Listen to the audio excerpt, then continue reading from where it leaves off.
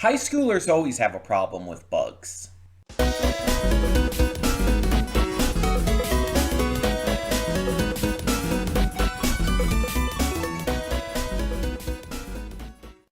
Hey everyone, welcome to Princess Gay. I'm your host Connie, and today we are here with my blind reaction to Death Battle.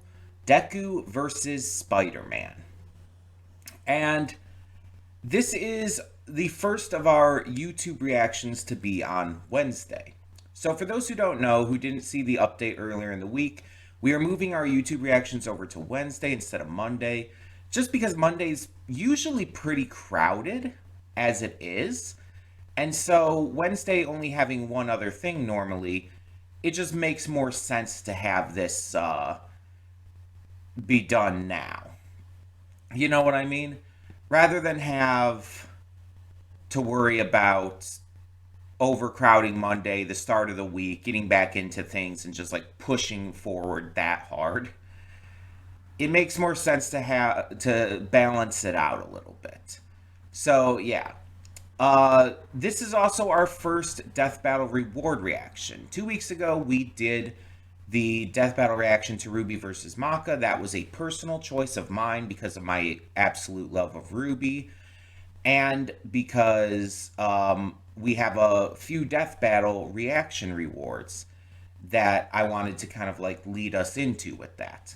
And so this is the first of the rewards from Venom for these death battles. And yeah, we're starting off with Deku Izuku Midoriya from My Hero Academia taking on Spider-Man. And I believe it's Miles Morales specifically. So this is going to be interesting. Now, what I know of Miles Morales is mostly from a few different sources. There's the Spider-Man PlayStation games from Insomniac.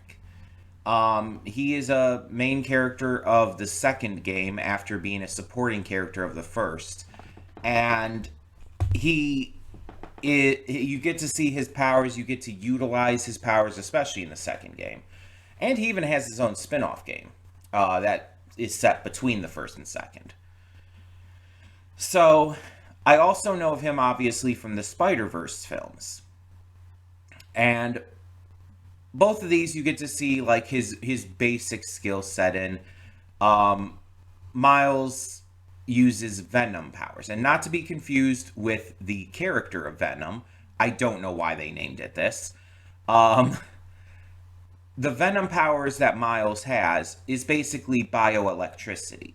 You know how some animals in real life have that? Well, Miles has that. I don't entirely know why.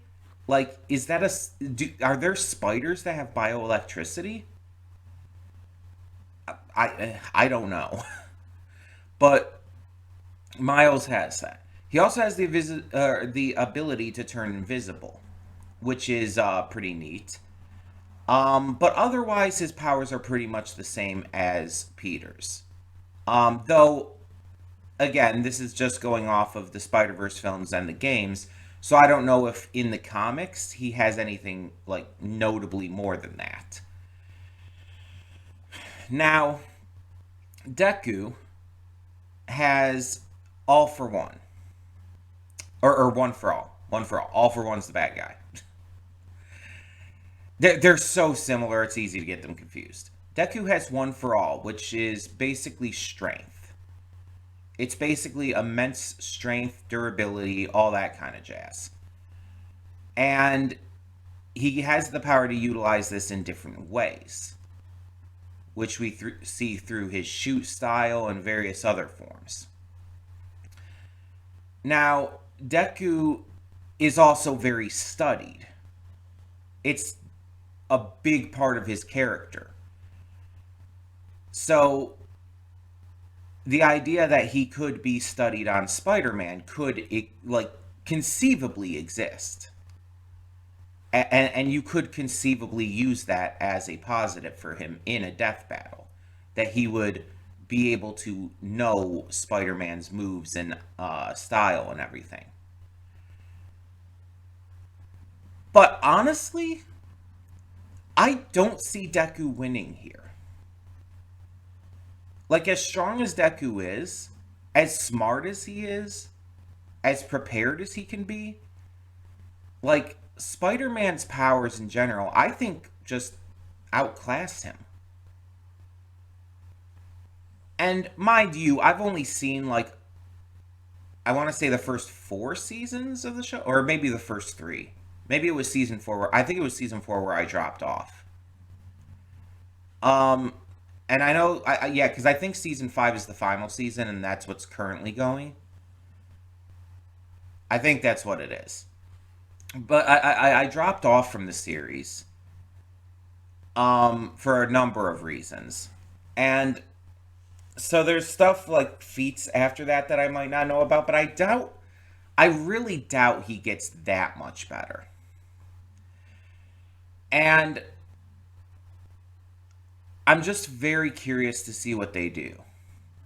I think the biggest thing that's going to also put like Deku at a big weak point is that literally a part of Deku's power set injures him.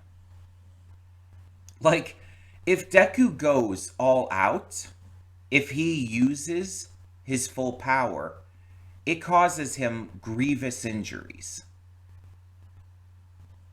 And that's something that honestly I feel needs to be taken into account here.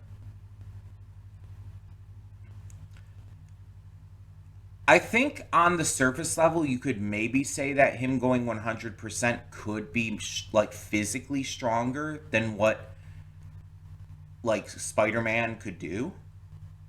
But I think that Spider-Man just has more in his arsenal that is just going to be able to completely take out Deku. I can't see Deku winning here. I just can't. I believe there was a death battle in the past of like Batman versus Spider-Man, and Spider-Man won that because as like prepared and like strategic and everything as Batman is, Spider-Man's just kind of like powerful. And mind you, I think that was the Peter Parker Spider-Man at the time, but still, it's like again, Miles has all these other tricks up his sleeve too, as well as having the same standard Spider-Man powers. So I can't see Deku winning here because Deku's obviously not on the level of someone like Batman. I mean, he has the strength and everything, but like Batman is definitely a better fighter than Deku in every way. He has much more experience. He has much more actual like fighting skill. The only thing Deku would have over Batman is like the physical strength of his ability. And so it's a very it's a bit of a different scenario, but it's still very one-sided, I feel. So I guess we'll see how Death Battle looks at this. Um, how like the future of like the comics go for both sides. And for those wondering, I'm not super worried about being spoiled on My Hero Academia past where I got because honestly, I've kind of lost a lot of interest in it. It's one of those series where it's like, oh, I was really into it for a while, but it really like dropped. I really dropped off from it. I'm just really not that interested anymore. Like honestly, I wouldn't care if I never continued it. Also, anyways, there's already spoilers, I know. So, because it's one of those shows like One Piece where the fandom just doesn't know how to shut up and just likes to spoil everything online. And I'm talking when the manga first showed stuff, not when like it's coming out now with the anime. So, yeah. But either way, we're going to get into this and see what actually happens here. So let's get this going. Hold up just a sec. Before you click that link down in the description below to get to today's video, I want to remind you of all the awesome content we have both on this channel and the Princess of Gaming channel. Let's check it out.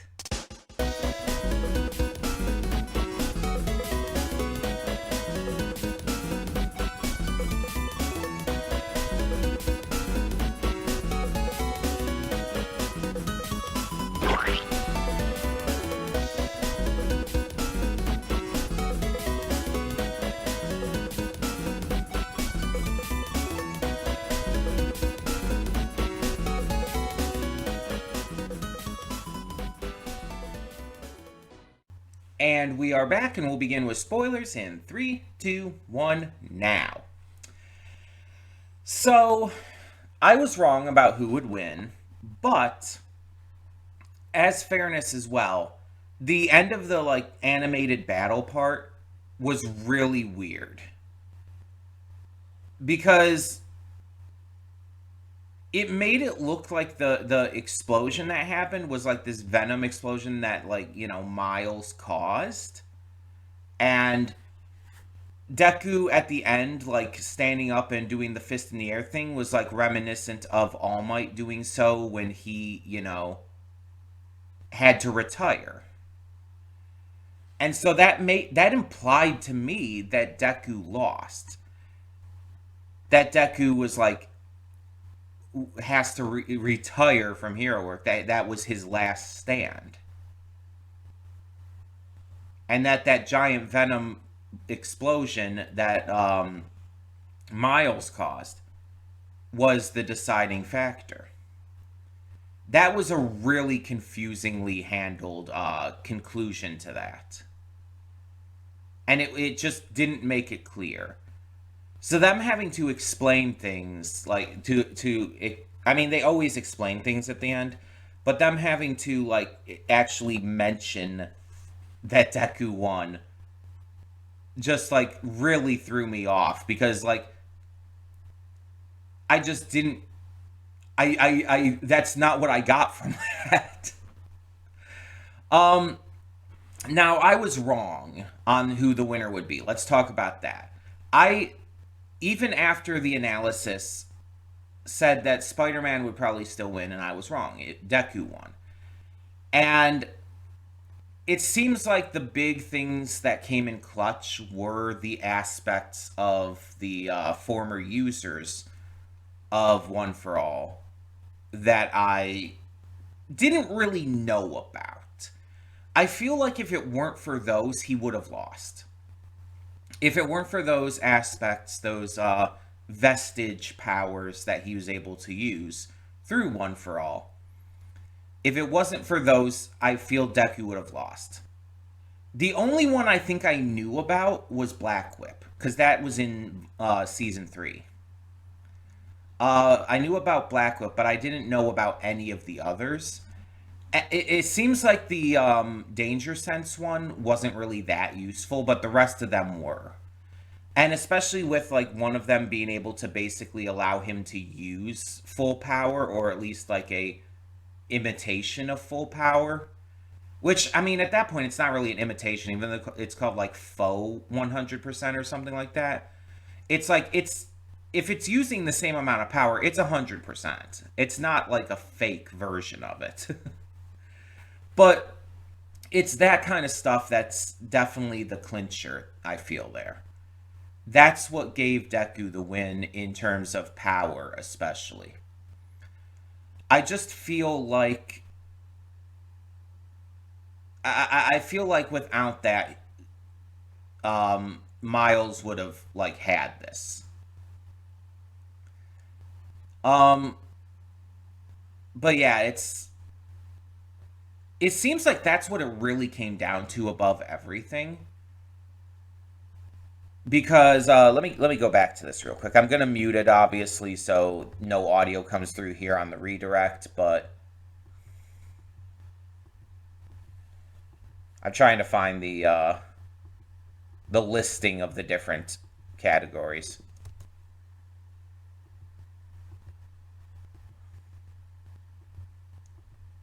There we go. So yeah, they were tied in superpowers. Miles had skill. Deku had the speed and the strength, and I think the strength thing is mostly due to because of these other powers. Because again, he couldn't really access 100% without them. I think without that, Miles would have taken strength, which would have given Miles the win. Their powers being about even, yeah, that's fair. Speed going to Deku, entirely fair. Um, but I think, yeah, it mainly just came down to the strength. And without the use of those vestige powers, without the ability to call on those and basically boost his own powers, I don't think he would have had a chance. Um, so I think that's the one that it comes down to the most. I think that's the most important aspect for this death battle. But I was wrong, and I will acknowledge I was wrong. And I'm not one of those like idiots out there who are just gonna bitch and argue with Death Battle's findings. Their research, I feel, is pretty damn good, and I have no reason to like view things otherwise. I'm going to acknowledge I was wrong and not try to argue about it. People who do that are just little babies, honestly. Um, but yeah, it seems like it was still pretty close. The Ruby versus Maka one was the same way too, where one category like was all that like was between them. It's a case of like I think they even had a tie on one of them as well. And it just came down to like, oh, one category switching back and forth one way or the other would have like changed the result. Which I like it when a death battle can be really close like that, rather than like, oh, these characters are kind of similar, but it's one sided. Um, it makes it more interesting in my eyes. But at the same time, it's like sometimes a battle will just be very one sided. I thought this was going to be a lot more one sided. But again, there's certain vestige powers that I just didn't know about. Because I never got that far. So to be fair, that's because of my lack of knowledge. But either way, this was still good. I really liked the battle itself. It had like it combined the anime style of My Hero with the comic book style for Miles. I like the soundtrack to it, the visuals. Um, I do want to check real quick because I still have this up on my browser. I want to see who did the voice of Deku because it felt weirdly pitched. Um, okay, Deku was someone named John Van Doren. I don't know who that is. Spider Man Miles was Christian Marte. Don't know either of them. Let me see the score here. Um, okay, so the score was composed and performed by Brandon Yates, with vocals also by Trey Watson. Okay. And it shows like the credits for the animation and everything as well. I don't recognize any of the voice actors. I don't recognize the names outside of Brandon Yates, who's always doing the death battle compositions. Um, yeah, I think that this was pretty much as good of a death battle as you could get in terms of entertainment. Like I was definitely hooked. And mind you, that comes also from my interest in both of these characters because due to Spider Verse and the Insomniac games, I am a notable fan of Miles Morales. Um, and with having watched the first three seasons, I think it's three again, of My Hero Academia, even though I fell off, I do still like it. It's just, I just kind of lost interest, you know? It's like there's a lot I love about My Hero, but there are a lot of things that I just, they just bother me or like cause issues or whatnot. And honestly, like, I feel the longer it's gone on, it's become a little more generic, in my opinion. It like started off so much more interesting than it like has gone to. And I think that's a big reason of why I fell off. I just feel like it's become more of a generic superhero story and kind of lost its path from being like much more unique and interesting. Um, I don't know how else to explain it other than that. So I apologize if that doesn't make a lot of sense to you or if that's like not a really good explanation. It's just it's all I can figure out how to word it. So yeah, either way, I did still really enjoy this, even if I was wrong. But tell me your thoughts. Did you think Deku was going to win, or were you on Spider-Man's side? Um, what did you think of the battle itself? Was the ending to the battle itself confusing to you as well, or is that just me? Like that was really a confusing end. Usually the endings are very clear about who's won, and that one just felt off to me. But let me know your thoughts down below. And for now, I'm Connie, and I'm signing off. See y'all next time.